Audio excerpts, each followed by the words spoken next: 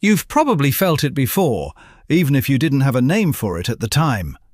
That strange, slightly off moment in a conversation, where nothing is technically wrong, but somehow, by the end of it, you feel smaller, less certain, a little disoriented, like you've misplaced something you can't quite identify. And the unsettling part is, you can't point to a single thing they did. No insults, no raised voice, no obvious aggression, just a shift, a quiet rearranging of the psychological furniture. And now you're standing in a room that looks the same as before, but somehow you don't trust your footing anymore. This is the thing about subtle manipulation. It doesn't arrive loudly. It doesn't announce itself. It operates in the margins of awareness. Small comments, slight reframes, a raised eyebrow at exactly the right moment. A question that sounds innocent, but lands with weight. Are you sure that's what happened? That's not how I remember it. You tend to overthink things like this, don't you? Individually, these are nothing. Collectively, they begin to do something very specific. They introduce doubt.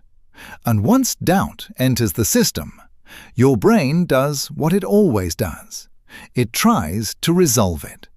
It starts scanning for errors, replaying conversations, second-guessing interpretations. Not because you're weak, but because your brain is designed to maintain coherence.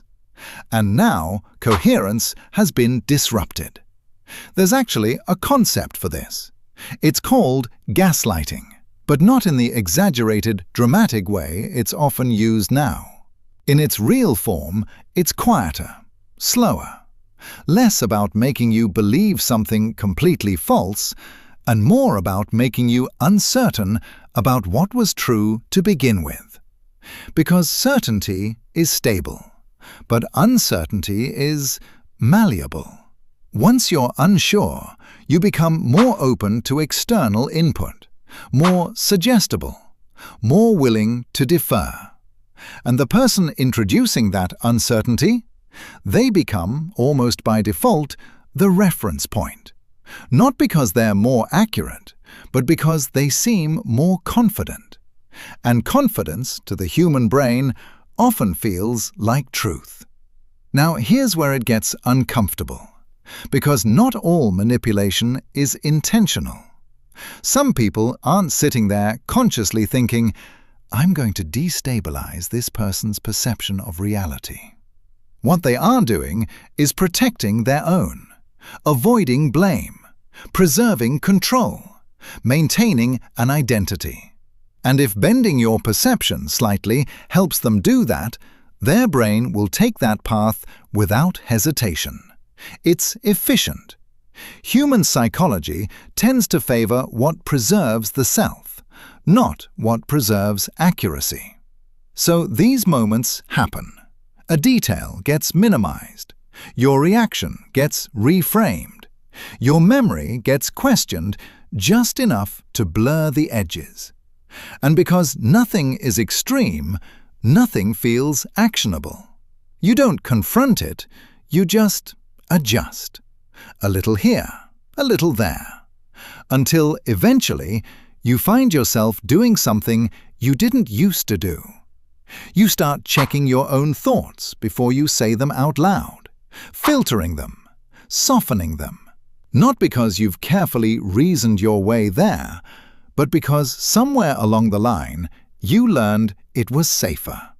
This is the part most people miss. Manipulation isn't always about controlling what you think. It's about influencing how much you trust your own thinking. Because once that trust erodes, control becomes almost unnecessary. You begin to self-regulate in ways that align with the other person automatically. And from the outside, it doesn't even look like manipulation anymore. It just looks like you. Now, to be clear, recognizing this isn't about becoming paranoid.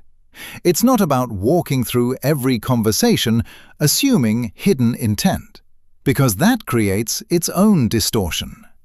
But it is about noticing patterns, moments where you consistently leave interactions feeling confused rather than clarified, smaller rather than stable, where your internal sense of "I know what I experienced" gets replaced with "maybe I'm wrong." That shift matters, because your perception, your interpretation of reality, is the foundation everything else sits on. And when that foundation gets quietly, repeatedly nudged, you don't always notice the movement while it's happening. Only later, when things feel off, and you can't quite explain why. And the most important thing to understand is this: the discomfort you feel in those moments, that subtle internal resistance, that's not weakness. That's your system detecting inconsistency. It's the part of you that still remembers what solid ground feels like. And the fact that it's still there, even faintly, means you haven't lost it. Not even close.